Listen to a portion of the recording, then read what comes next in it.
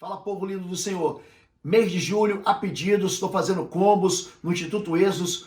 Combo Libertador, você compra o Sangue nos Umbrais e ganha também o curso Estágio de Guerra Espiritual. Tem o curso Guerreiro de Oração, você compra o Intercessão em Chamas e ganha o Policlínica da Alma. E o terceiro combo é o combo Valente da Batalha, você compra o Sangue nos Umbrais e ganha todos os cursos, ganha o Estágio de Guerra, ganha o Intercessão em Chamas e ganha também o Policlínica da Alma. Tudo com 66% de desconto. Molezinha para você. Entra lá no cursos.pastorlobo.com e clica no combo que você quiser. Vai na aba cursos e você escolhe o que você quiser. Deus te abençoe. Amém, queridos. Nós estamos no quarta-feira estudando o livro Autoridade sobre as Trevas. Esse é o nosso 26º encontro aqui nas quartas-feiras. E nós vamos hoje falar um pouquinho sobre estágios de aprisionamento espiritual. A Igreja Batista de Bom Retiro fica em Curitiba, estado do Paraná, e nosso endereço é Avenida Desembargador Hugo Simas, 1772. O culto de quarta-feira, como o próprio nome já diz, funciona às quartas-feiras, às 20 horas, e nós teremos uma grande alegria de receber você aqui. Quando nós falamos sobre libertação, Jesus de Nazaré, ele é ungido pelo Espírito Santo de Deus. Isaías 61:1 diz: o Espírito do soberano Senhor está sobre mim, pois ele me ungiu para libertar cativos, pôr em liberdade os oprimidos, dar vista aos cegos e anunciar o ano do perdão. Essa unção capacita Jesus Cristo e hoje é derramada sobre todos os crentes a partir do Pentecostes, quando o Espírito foi derramado, e nós hoje somos templo do Espírito Santo. 1 Coríntios, capítulo 3, verso 6, diz que eu e você somos templo do Espírito Santo. Essa verdade bíblica, essa verdade incontestável, ela é traduzida pela autoridade que Deus dá para mim e para você, para pisar serpentes, escorpiões e todo o poder do maligno, como diz Lucas, capítulo de número 10. Quando nós falamos sobre aprisionamento espiritual, o primeiro e mais comum deles da gente conhecer é a escravidão. E eu vou tomar emprestado o texto de 2º livro do Reis, capítulo 17, 18, 19, que conta a história do reino da Síria, que era um reino ao norte de Israel, ao nordeste de Israel, e que invadiu Israel para aprisioná-lo e levá-lo cativo. E diz assim o texto em 2º Reis, capítulo 17, de 1 a 3, Oséias, filho de Elá, tornou-se rei em Israel e em Samaria, ou Samária, e reinou 9 anos. Ele fez o que o Senhor reprova, mas não como os reis de Israel que o precederam. Salmanaser, rei da Síria, foi atacar Oséias, que fora seu vassalo, e lhe pagara tributo. Vamos orar? Deus e Pai querido, nós nos dobramos diante da Tua majestade, nós exaltamos esse Teu nome como nome santo, como nome poderoso, como nome sobre todo nome. Nos cobrimos aqui debaixo do sangue do Cordeiro, confessamos ao Senhor nossas fraquezas, mas também confessamos ao Senhor o Teu poder, o poder do Senhor que opera em nós. Portanto, guia-nos hoje na verdade e enche o nosso coração de esperança e de autoridade em nome de Jesus. O primeiro estágio é o estágio da escravidão. Quando o inimigo ataca a vida de um homem, não se engane, ele sim vem para matar, roubar e destruir, mas o primeiro passo que ele dá é fazer o homem se tornar escravo de um determinado pecado, é fazer o homem se tornar preso a uma determinada iniquidade. A prisão espiritual, o cativeiro espiritual, foi assunto da nossa ministração na quarta-feira passada. Eu até sugiro você para não deixar de assistir o vídeo Diferença entre Cativeiro e Fortaleza, que vai abençoar muito a sua vida. O segundo estágio é o estágio da miséria, do caos e da tragédia. Primeiro, ele seduz o homem para que o homem se torne prisioneiro do pecado. Jesus diz em João 8, aquele que peca é escravo do pecado, são iniquidades que a pessoa não consegue romper, são pecados que o homem ainda, ele vem para a igreja, ele é batizado, ele continua tropeçando no mesmo pecado, ele continua vivendo com as mesmas agonias e sofrimentos que o pecado traz, ele tem a mesma inveja, ele tem o mesmo ciúme, ele tem o mesmo ódio, e ele não consegue vencer aquele pecado. O rei da Assíria, diz assim, segundo Reis 18, cobrou de Ezequias, rei de Judá, 10 toneladas e meia de prata e 1,50 quilos de ouro. Assim Ezequias lhes deu toda a prata que se encontrou no templo e na tesouraria do palácio real. Nessa ocasião, Ezequias, rei de Judá, retirou o ouro com que havia coberto as portas e batentes do templo do Senhor e o deu a rei da Síria. Veja bem, ele vai pegar aquilo que pertence ao Senhor e vai entregar para o cão. É gente que diz que é caro, por exemplo, devolver o dízimo, mas não acha caro pagar juro para o banco. Ele se envolve, ele fica preso. Olha, presta atenção.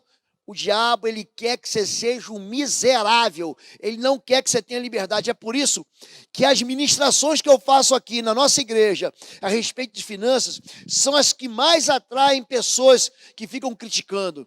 Ninguém ensina sobre finanças. É muito difícil você encontrar, e tem gente que acha que a questão de finanças é uma questão puramente humana, puramente natural, puramente econômica, e não é. E Jesus deixou isso claro, dizendo que não é. Eu tive que responder esses dias uma pessoa que entrou lá para falar assim, não, porque o Novo Testamento não fala de dízimo, fala sim.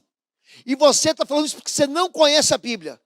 A Bíblia diz... Você pega aí o livro de Hebreus, do capítulo 7, do verso 1 ao verso 10, só fala de dízimo.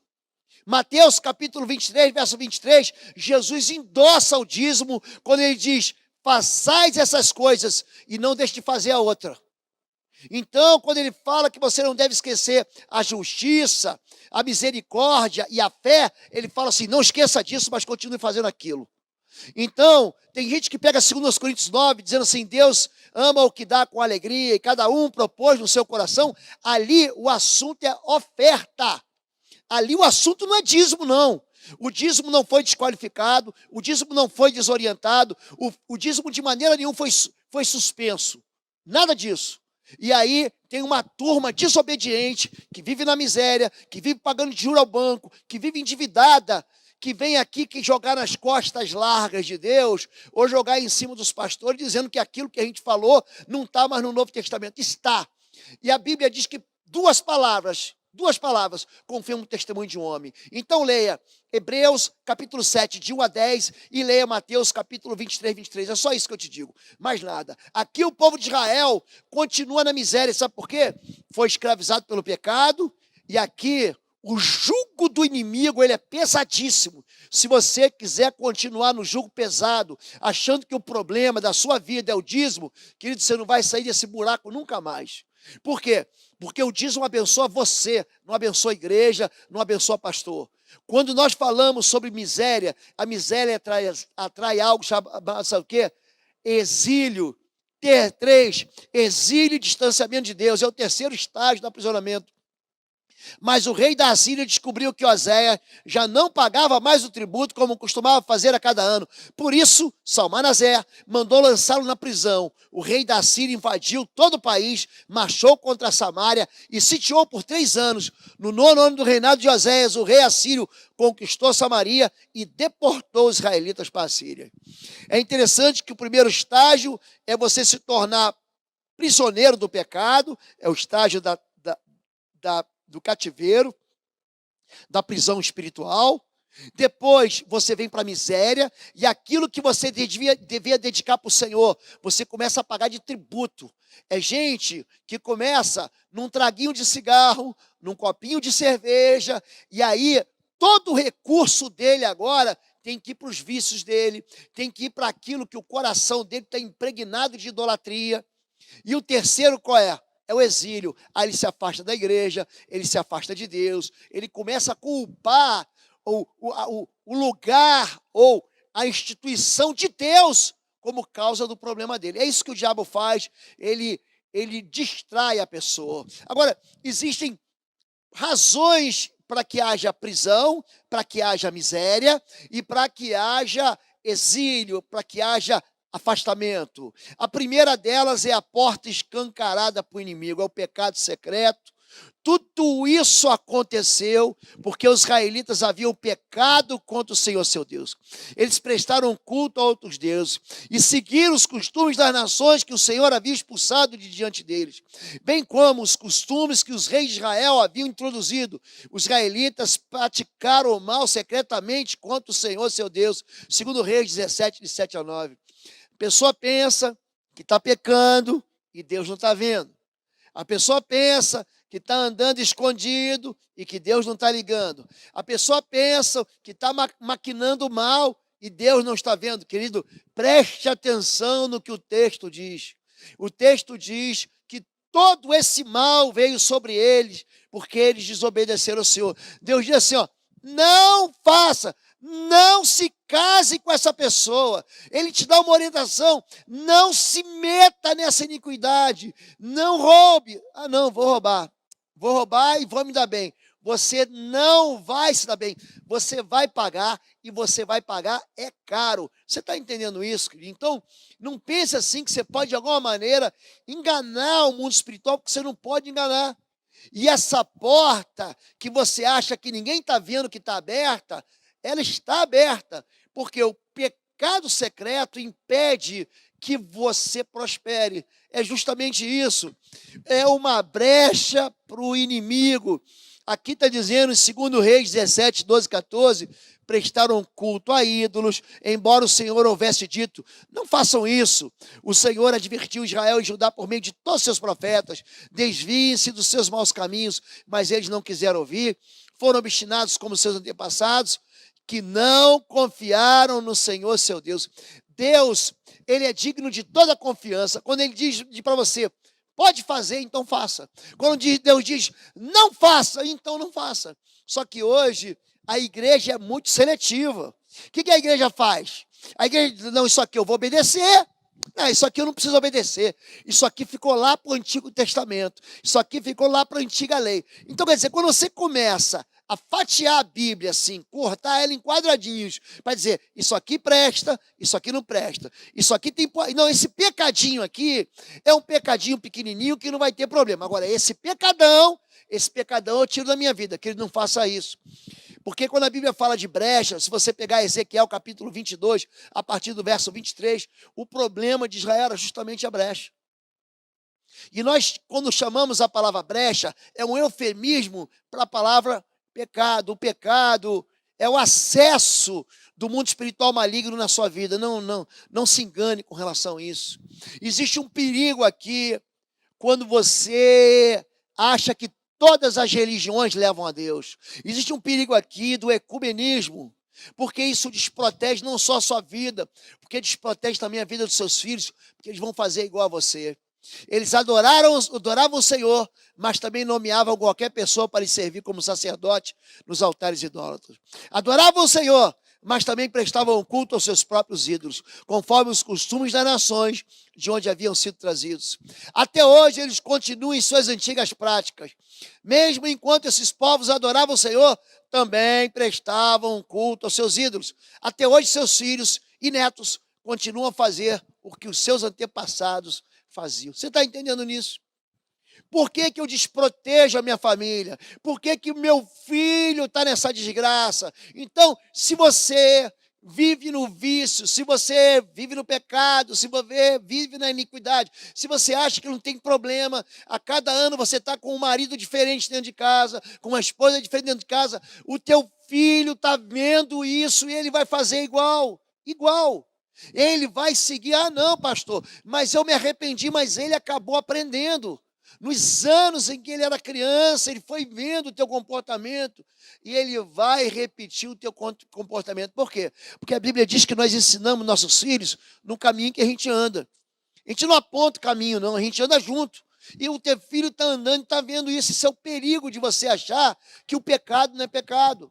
Agora, de repente, vai ter um homem aqui que vai aparecer em 2 Reis 18, o nome dele é Ezequias, que é um homem extraordinário.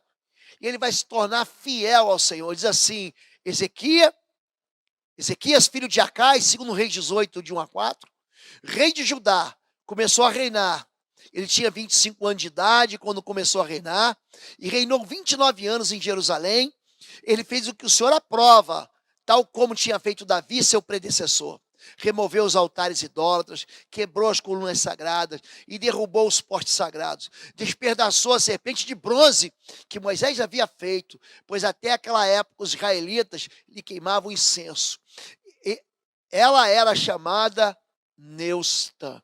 Tem um lugar na Jordânia, muito bonito. Estive lá 2 anos atrás, chamado Nebo, Monte Nebo, que fica em cima de um sistema de montanhas conhecido como Pisga. A Bíblia chama sobre Monte Pisga ou Monte Nebo. Ele é muito característico quando você anda em Israel, descendo do norte para o sul, saindo do deserto da Judéia, indo para o Neguev. Quando você olha para a esquerda na estrada, é o único monte que tem um pico dele que é preto, é escuro, é aquele ponto preto. E ali, durante uma rebelião do povo de Israel, serpentes abrasadoras começaram a picar o povo de Israel. Moisés então intercede pelo povo, levanta uma serpente numa estrutura de uma haste, né, enrolada numa estrutura, e todo mundo que olhasse para aquela serpente seria curado. O interessante é que essa serpente apontava para Jesus. Jesus diz, assim como Moisés levantou a serpente no deserto, essa chamada de Neustã, assim também importa que o Filho do Homem seja levantado no madeiro. E quando eu for levantado no madeiro, atrairei todos a mim. Então, essa figura da serpente de bronze, da haste, é uma figura do julgamento de Deus sobre o pecado. Se você não sabe disso, o bronze é símbolo do julgamento de Deus. E a serpente é o símbolo do pecado. E ali o que aconteceu? Aquele povo começou a achar que era aquele pedaço de bronze batido em forma de serpente numa haste, é que curava e começou a adorar aquele ídolo. Então o que Ezequias fez? Quebrou aquele ídolo. Porque o pessoal não entendeu nada. É que nem crente hoje, que acha que o poder está no vale do sal grosso, que acha que o poder está no banho de óleo, está no óleo da unção, que o poder está em Deus. E todo tipo de fetichismo, todo tipo de animismo, quando você dá poder às coisas, que se você olhar, aconteceu um negócio comigo interessante quando eu estava no Japão. Uma moça que nós estávamos orando por ela durante o processo de libertação, ela manifestou um espírito imundo, e aqui a garganta dela começou a inchar. Ficou com uma bola, no momento assim, não foi um negócio que demorou não. Foi coisa assim de 4, 5 segundos, a garganta dela ficou desse tamanho, como se fosse um nódulo aqui, enfim, um caroço. E aí eu vi que era o quê? Que era uma manifestação demoníaca. Os espíritos imundos, eles manifestam nas condições mais bizarras que você pode ter. E ali no Japão é um país que eles não sabem mesmo quem é Jesus Cristo. Eles confundem Jesus Cristo com Papai Noel, só para você ter uma ideia. E aí eu peguei aquele copo d'água e falei, em nome de Jesus, eu consagro essa água ao Senhor. E no momento que essa água passar pela garganta dessa mulher, esse espírito vai queimar. Gente, foi só oferecer o copo d'água, aquela pessoa endemoniada, já me deu assim um tapão no copo, jogou o copo d'água longe.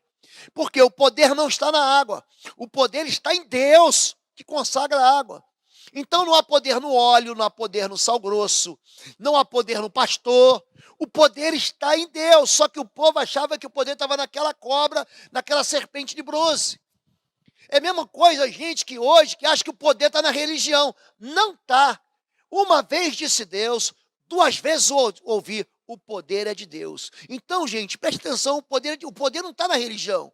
O poder está em Jesus Cristo de Nazaré. O poder está no nome de Jesus. O poder está no sangue do Cordeiro. O poder está na unção do Espírito de Deus. E o que esse homem tem que fazer? Ele teve que desconstruir aquela idolatria. Tem gente que acha que vai para o céu porque é batista. Tem gente que acha que vai para o céu porque é luterano, porque é presbiteriano, porque é católico, romano. Querido, quem te leva para o céu é Jesus, não é a tua religião. Nós não somos segregados, não somos separados, não somos divididos por classes espirituais. Ou você é salvo, ou você não é salvo. A Bíblia diz que Deus é capaz de salvar perfeitamente todos aqueles que se achegam a Ele através de Jesus Cristo. Se você tem uma aliança com Jesus, a salvação está dentro de você, porque Jesus Cristo envia o Espírito Santo, que Ele é o selo. A Bíblia diz em Efésios capítulo 1, verso 14, que o Espírito Santo é um selo para a tua redenção. Amém, querido? Então, quando esse homem, ele rompe com o pecado, ele então passa a ser o quê? Atacado. Então, toda pessoa que dá um passo em direção a Deus, logicamente que vai enfrentar uma resistência espiritual. Ezequias confiava no Senhor, o Deus de Israel. Nunca houve ninguém como ele entre todos os reis de Judá, nem antes nem depois dele. Ele se apegou ao Senhor e não deixou de segui-lo, obedeceu aos mandamentos que o Senhor tinha dado a Moisés, e o Senhor estava com ele, era bem sucedido em tudo o que fazia. Rebelou-se contra o rei da Síria e deixou de submeter-se a ele. Esse homem confiou no Senhor, obedeceu a palavra do Senhor, e a Bíblia diz que aonde ele colocava a mão, ele prosperava. Aonde ele ia, ele prosperava. Ele se rebelou contra o pecado. Ele falou, não peco mais. Ele pegou lá os cinzeiros, os cigarros, as cachaças, os enganos, os encontros furtivos, os amigos de estranhos. Ele pegou e lançou tudo fora para andar com o Senhor. Sabe o que aconteceu com ele? Ele não ficou sozinho, não. Tem muita gente que fala assim, não vou abandonar o pecado, porque eu vou ficar sozinho. Esse homem aqui anda com Deus e Deus anda com ele. E ele passa então a prosperar. É isso que diz a palavra do Senhor. Ele então ele rejeita toda a Síria, essa ação espiritual maligna, deixa de submeter-se ao pecado e em tudo ele é bem sucedido. E aí, você sabe que quando o homem dá um passo, o inimigo quer se levantar, e a primeira coisa que o inimigo vai fazer na vida da gente, quando a gente está sendo provado, é questionar a confiança que nós temos em Deus. De Laques, o rei da Síria, então, enviou ao rei Ezequias, em Jerusalém, seu general, seu oficial principal e seu comandante de campo, com um grande exército. Eles subiram a Jerusalém e chamaram pelo rei. O comandante de campo lhes disse, digam isso a Ezequias, assim diz o grande rei, o rei da Síria, em que você baseia a sua confiança? Você pensa que meras palavras de ação e estratégia poderiam militar? Em que você está confiando para se rebelar contra mim? Ou seja, sempre que você se converte, dá um passo em direção a Deus, vai ter uma vozinha maligna que alguém vai ser usado. Satanás, ele gosta de usar a boca, dublar a boca e a voz de algumas pessoas. Oi, gente, uma pausa aqui no vídeo. Os livros do Pastor Lobo e toda a literatura na área de libertação, batalha espiritual e cura da alma estão lá no site www.institutoexodus.com. Aproveita e dá um like nessa mensagem, compartilha e seja membro aqui do canal. Deus te abençoe. Você está pensando que você vai se dar bem servindo a Deus? Não vai, não. Em que se baseia essa tua confiança de você querer abandonar o pecado? Em que se baseia essa tua confiança de você querer abandonar tudo para ir para a igreja? Ele sempre vai fazer isso. Número 2, aqui existem 7 mentiras que o inimigo vai lançar contra a sua vida. Questionar a fidelidade de Deus. E diz assim, segundo Reis 18, 22, mas se você me disser, estamos confiando no Senhor nosso Deus, não é Ele aquele cujos santuários e altares Ezequias removeu, dizendo a Judá e a Jerusalém, vocês devem adorar diante deste altar em Jerusalém? Ezequias, ele deu um passo em direção a Deus e ele lançou fora a iniquidade, lançou fora todos os ídolos. Quando eu me converti, um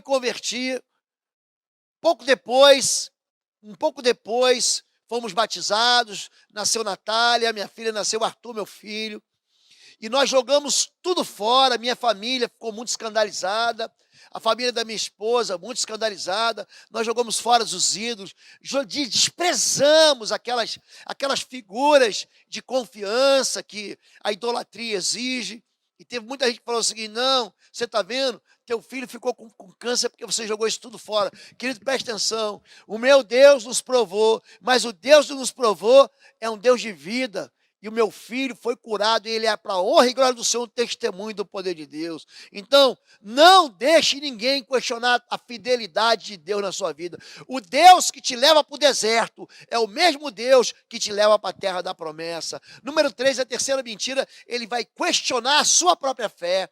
Como você pode derrotar o mais insignificante guerreiro do meu Senhor? Segundo Reis 18, 23. Como então poderá repelir um só dos menores oficiais do meu Senhor? Isaías 36 também conta essa mesma história sobre a visão do profeta Isaías, que naquele tempo profetizava em Jerusalém. Então, gente, ele sempre vai dizer o seguinte, é interessante isso, você vai fazer processo de libertação com as pessoas, o espírito imundo se manifesta e fala assim, não vou sair, você é fraco, você não é ninguém, ele é um jogo. O processo de libertação é sempre um jogo. Ele vai querer te desautorizar, ele pode te revelar pecado. Você fez isso, fez aquilo outro. Querido, não acredite em nada nele. Se por acaso ele falar alguma verdade, ele só vai falar para te destruir, para tentar diminuir. Se ele por acaso falar do teu pecado, pode dizer, pequei mesmo, e fique pior, mas o sangue da cruz é sobre a minha vida, pega a tua lixeira, sai você, tua falange, tua legião, em nome de Jesus. Então, entenda isso, querido. Ele sempre vai questionar a tua fé, e vai dizer que você é incapaz, ele vai mandar, não, eu não saio, só saio se você chamar um pastor, se você chamar um líder. Mande ele se calar, diga, cale-se em nome de Jesus, e saia. E ele é obrigado a sair, não é porque você é forte, mas é porque o nome que você carrega é o nome de Jesus de Nazaré. Número 4, ele vai acusar Deus. Ele estava conversando com o pastor Aneusa, a nossa pastora do Ministério Sul, junto com o pastor Renato. Ele é abusado. Esse ser espiritual é abusado. Ele acusa Deus de causador. Aliás, Deus diz que a bênção dele, olha como é que é, a bênção dele vem sem dores. Então, querido, você está achando que você conseguiu uma bênção e essa bênção está dolorida? Não veio de Deus não, tá? Não veio não. Além disso, segundo Reis 18, 25, será que vim atacar e destruir esse local sem uma palavra da parte do Senhor? O próprio Senhor me disse que marchasse contra esse país e o destruísse. Ele vai dizer para você que foi Deus que mandou, que Deus está chateado com você, que Deus está ralhando com você, que Deus está decepcionado com você, e é por isso que você está sofrendo. O nome disso é mentira. A Bíblia diz em Jeremias 29, 11, porque eu bem sei os pensamentos que tenho a vosso respeito, diz o Senhor, pensamentos de paz e não de mal. O nosso Deus, Isaías 61:3, diz que ele vai dar a todos que choram óleo de alegria e manto de louvor, em vez de espírito deprimido. Então, se alguém disser para você que Deus está zangado com você, que Deus quer te destruir, que Deus quer te arrasar, não acredite nisso, porque o nosso Deus é um Deus que salva, o nosso Deus é um Deus que liberta, o nosso Deus é um Deus que perdoa pecados e que não destrói vidas. Número 5, o inimigo vai chamar a atenção para a vitória sobre outros cristãos. Preste atenção que essa é boa. Será que o Deus de alguma nação conseguiu livrar sua terra das mãos do rei da Síria? Onde estão os deuses de Ramate e de Arpade? Onde estão os deuses de Sefarvaim, Rena e Iva? Acaso livraram Samaria das minhas mãos? Qual dentre todos os deuses dessas nações conseguiu livrar sua terra do meu poder? Como então o Senhor poderá livrar Jerusalém das minhas mãos? Ele vai falar assim, olha, eu derrotei o fulano, olha lá o ciclano, voltou para o pecado, olha lá o Beltrano, voltou para as drogas, olha lá o outro, casamento destruído, presta atenção. A única maneira do inimigo ter acesso na tua vida é através de pecado. Você pode ser o cristão que você for. Se você acha que o pecado não dá acesso e que não alimenta o espírito imundo, você está errado, você está enganado. Vai ler Mateus 16. O mesmo Deus que usou Pedro para confessar que Jesus era o Cristo, aliás, o mesmo Pedro que foi usado por Deus para confessar que Jesus era o Cristo, é o mesmo Pedro que 10 versículos depois, Jesus vai dizer, afasta-te de mim, Satanás. É o mesmo, o discernimento ali é o mesmo. Então preste atenção nisso. Ele vai chamar atenção para outras pessoas que tiveram a mesma doença que você, que eram crentes e que morreram, para mesmo pessoas que tiveram o mesmo sofrimento que você e fracassaram. Não acredite nisso. Se a tua vida for íntegra com o Senhor jamais te abandonará. Número 6, ele se vangloria e diz ser mais poderoso do que Deus. Ele é muito, mas muito mentiroso, ele se levanta e vai dizer para você o seguinte: não, ele não vai se livrar, ele não vai se livrar do pecado, eu vou matar ele, eu vou destruir ele. É tudo mentira. Digam a Ezequias, rei de Judá, não deixe que o Deus no qual você confia o engane, quando diz Jerusalém não cairá nas mãos do rei da Síria. Com certeza você ouviu que os reis da Síria têm feito em todas as nações, a todas as nações, como destruíram por completo, e você haveria de livrar-se. É interessante como é que, quando você vai comparar o poder das trevas com o poder de Deus, eu gosto muito de 2 Tessalonicenses, capítulo 2, verso 8, quando o apóstolo Paulo diz pelo Espírito Santo que ele vai destruir o inimigo, Satanás, com o sopro da sua boca, o destruirá pela manifestação da sua vinda. A vinda do Cordeiro vai bastar. A vinda do Cordeiro vai resolver. Então, que a mera presença de Deus no culto já basta para submeter um espírito imundo e colocar ele de joelhos e derrotado. Satanás não pode competir com Deus, porque Deus é criador e ele é criatura. O que ele tem de muito bom é um marketing muito bem feito, é uma maneira de dizer que ele é forte, que ele é poderoso. Fulano fez pacto com o diabo, que ele pode ter feito pacto com o diabo que for.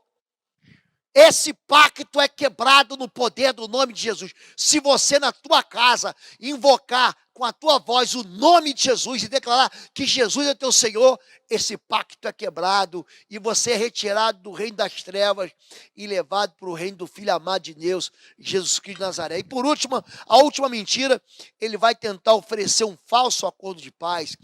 Não tenha os ouvidos a Ezequias, assim diz o rei da Síria. Façam paz comigo e rendam-se. Escolham a vida e não a morte. Não deem ouvidos a Ezequias, pois ele está iludindo quando diz o Senhor nos livrará. Isaías 61, de 31 a 32. O que o inimigo vai fazer com você? Vai tentar fazer você continuar alimentando o pecado na sua vida. Façam paz, desista, não resista ao pecado, vai ser feliz, porque a vida é curta. Essas são as mentiras do inimigo. Ele vai dizer para você que andar com Deus é ruim, que andar com Deus não vale a pena, que andar com Deus é péssimo. Isso é uma mentira. E ele vai tentar oferecer para você um acordo de paz, para que você não resista ao poder do pecado. E aí, pastor, como é que eu faço para vencer essas mentiras?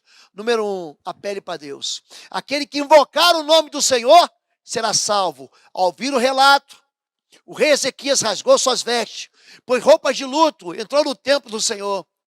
Talvez o Senhor, seu Deus, ouça todas as palavras do comandante de campo, a quem o Senhor dele, o rei da Síria, enviou para zombar do Deus vivo. E que o Senhor, seu Deus, o repreenda pelas palavras que ouviu. Portanto, suplique a Deus pelo remanescente que ainda sobrevive, segundo o Rei 19, de 1 a 4. O rei, o líder, é o pai de família, é a mãe de família, é você que é o único crente, ainda que jovem, na sua casa. Querido, apele para Deus. Davi apelou para Deus. Quando o inimigo apareceu ameaçando ele, ele falou: tu vens contra mim com espadas e lanças, mas eu vou contra ti em nome do Senhor dos Exércitos. Todos aqueles que apelam para Deus recebem como um favorecimento ter Deus como seu aliado contra qualquer força das trevas. Número 2, ore sem parar. Ore, ore e ore. Ezequias recebeu a carta das mãos dos mensageiros e a leu. Então subiu ao templo do Senhor e estendeu perante o Senhor. E Ezequias orou ao Senhor, ele orou ao Senhor, Senhor Deus de Israel, que reina em teu trono entre os querubins, só tu és Deus sobre todos os reinos da terra, tu criaste os céus e a terra. Dá ouvido, Senhor, e vê, ouve as palavras que Senaqueribe enviou para insultar o Deus vivo. Querido, quando você ora, Deus responde. Jesus diz: pedi e dar-se-vos-á, buscar e encontrareis, batei e abrir-se-vos-á. Aquele que pede recebe, aquele que busca encontra, e aquele que bate, a porta se abrirá. Existe uma resposta do Senhor na oração, existe um mover de Deus na oração. Tem gente inteligente, muita gente capaz, muita gente estudada, que ignora o poder de Deus. É gente religiosa. O religioso não gosta de orar. O religioso, para ele, a oração dele é como uma função de um funcionário público. Ele vai lá e ora de qualquer jeito. Ele não tem paixão, ele não tem amor. O coração dele, ele não vive assim, cheio do fogo do Senhor. Ele desconfia que Deus não vai ouvir. Ele sempre desconfia que o braço de Deus não vai atingir ou não vai operar em favor dele, mas ele está enganado. Terceiro lugar, além de clamar e orar, você deve confessar a sua fraqueza, mas também deve confessar o poder de Deus. É verdade, Senhor, que os reis assírios fizeram de todas essas nações e seus territórios um deserto. Atiraram os deuses delas ao fogo e os destruíram, pois não eram deuses, eram apenas madeira e pedras moldadas por mãos humanas. Agora, Senhor nosso Deus, salva-nos das mãos dele, para que todos os reinos da terra saibam que só tu, Senhor, és Deus. Segundo Reis 19, 17 a 19. Você pode confessar que você é fraco, mas o que você também não pode deixar de confessar é o poder do teu Deus. Chame Deus pelo nome. O nome de Deus é El Shaddai, o Todo-Poderoso. O nome de Deus é El Gibar, o Deus forte. O nome do teu Deus é Jeová Nissi, o Deus da tua vitória. O nome do teu Deus é Jeová Jireh, o Deus da tua provisão. O nome do teu Deus é Jeová Shammah, o Deus que está perto de você. O teu Deus tem um nome sobre todo nome. O seu nome será maravilhoso, conselheiro, Pai da eternidade, príncipe da paz. Ele é o alfa, o ômega, o princípio. Ele é o fim. Ele é a brilhante estrela da manhã. O nosso Deus é o Deus de Israel, é o Todo-Poderoso, querido. Confesse o nome do teu Deus. Confesse o poder do nome e o poder do teu Deus. Número 4, espere a resposta do Senhor. Então Isaías, filho de Amós, enviou uma mensagem a Ezequias. Assim diz o Senhor, o Deus de Israel: ouvi a sua oração acerca de Senaqueribe, o rei da Síria. Segundo Reis 19, 20. Ele orou em segundo Reis 19, 18. Em 19, 20, Deus já tinha ouvido.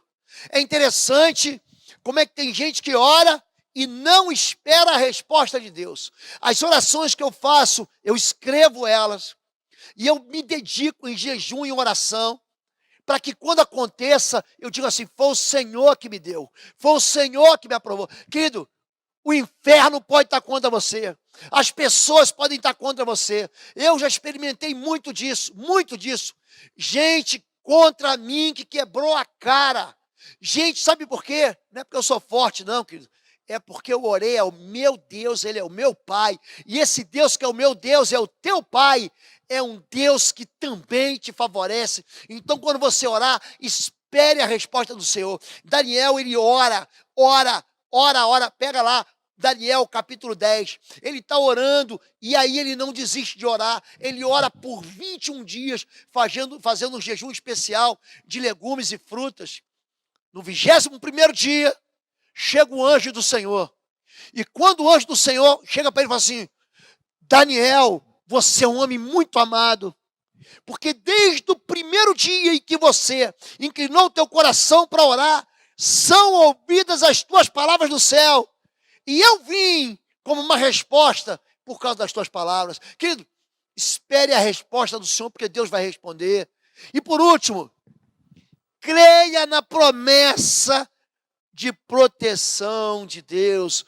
Portanto, assim diz o Senhor acerca do rei da Síria: ele não invadirá essa cidade, não disparará contra ela nem uma só flecha, não a enfrentará com escudo, nem construirá rampas de cerco contra ela. Pelo caminho por onde veio voltará, não invadirá essa cidade, declara o Senhor: eu a defenderei e a salvarei por amor de mim mesmo e do meu servo Davi. Segundo Reis 19, 32. Não é só esperar, mas é também crer. Ele está dizendo o seguinte: o inimigo não vai te tocar. Isso tem muitas passagens na Bíblia. Eu gosto muito de Deuteronômio 32, 9, 10. Porque a porção do Senhor é seu povo. Jacó é a parte da sua herança. Cercou-o, instruiu e guardou-o como a menina do seu olho. Gente, a menina dos olhos está aqui, ó, nos seus olhos. Qualquer tipo de ameaça, pode ser um cisquinho. Pode ser um pedacinho de uma pena de ganso, uma das penas mais... Quando ele entra na menina dos olhos, as pálpebras imediatamente se fecham para proteger os seus olhos e a menina dos seus olhos. O nosso Deus, diz Zacarias 2,8, pois eu, diz o Senhor, serei para ela um muro de fogo em redor, e para a glória estarei no meio dela, porque assim diz o Senhor dos Exércitos, depois da glória, ela me enviou às nações que vos despojaram, porque aquele que tocar em vós, toca na menina do seu olho. Deus, ele cerca você com uma muralha de fogo. Ele está dizendo que ele é tão sensível, mas tão sensível, que do mesmo jeito que algo toca nos seus olhos, e você, na hora, recua e protege seus olhos, assim Deus também vai te proteger. Não acredite em palavras, não acredite em ameaças. Quando alguém ameaçar, quando alguém for para cima de você, motivado por paixões, motivado por preconceitos, envenenado, as pessoas vão envenenar contra você. Se você estiver fazendo a obra de Deus, que preste atenção, as pessoas serão envenenadas pelo diabo para que você recue. Você não pode recuar. O que eu aprendi na minha vida como militar é que eu não posso recuar. Eu estava estudando esses dias sobre a Batalha de Stalingrado e havia um propósito de Stalin de não recuar nem um passo. E a ordem que ele deu para o seu exército foi o seguinte: nenhum passo atrás. E é isso que você tem que fazer, nenhum passo atrás, porque as portas do Hades, as portas do inferno não prevalecerão. E o nosso Deus que livra, então, se manifesta naquela noite. O anjo do Senhor saiu e matou 185 mil homens no acampamento assírio. Quando o povo se levantou na manhã seguinte, o lugar estava repleto de cadáveres. Assim, Senaqueribe, rei da Síria, desmontou o acampamento, foi embora e voltou para Nínive e lá ficou. O nosso Deus é um Deus que livra. Não há Deus que livre como o Senhor. Daniel capítulo 3, verso 29 diz. Preste atenção, querido. Em primeiro lugar, o mal acontece na nossa vida porque nós mesmos desprezamos a palavra de Deus. Em segundo lugar, o mal acontece na nossa vida porque nós fazemos negócios com o pecado. Em terceiro lugar, o mal acontece na nossa vida porque nós nos apaixonamos por pecados e por iniquidades. Agora, o dia que você estiver na escravidão, o dia que você entrar na miséria e o dia que você se desviar como cativo, aprenda a buscar o Senhor, a clamar pelo Senhor, a orar ao Senhor, a receber a promessa com fé e a esperar a libertação do Senhor. Amém? Eu te abençoo assim em nome de Jesus. E eu quero muito orar pela tua vida. Se você, essa noite, ou ouvindo essa mensagem, quiser fazer uma aliança e voltar para o Senhor, você pode aproveitar aqui embaixo o chat dessa mensagem, coloca amém, e há um link chamado Rota Membresia, que você pode clicar, isso vai ser levado para a página da nossa igreja, www.ibbr.org.br, e ali o time da integração vai cuidar de você, vai mandar uma resposta para você e vai te dar uma direção para que você possa fazer parte do corpo de Cristo e celebrar Jesus Cristo. Você pode ser de qualquer lugar do mundo, do Brasil, qualquer lugar, qualquer cidade. Você vai entrar debaixo da cobertura e da proteção que o Senhor libera através do sacerdócio da Igreja Batista de Bom Retiro.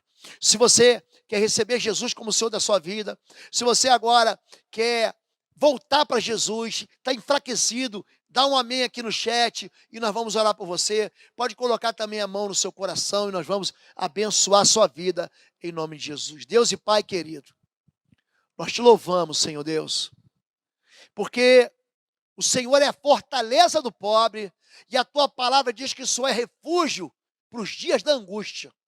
No Senhor, a proteção. No Senhor, a libertação.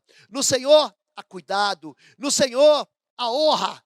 E é por isso que nós, essa noite, invocamos o teu nome que é santo e sobre todo nome. Nós, essa noite, estabelecemos o teu trono. Nessa noite, nós declaramos que somos dependentes do Senhor e que queremos fazer uma aliança contigo. Nós invocamos essa noite o nome mais lindo, mais puro e mais poderoso do universo, nós invocamos o nome do Senhor Jesus como nosso Deus, como nosso Senhor. E o seu sangue que nos purifica e afasta de nós todo pecado.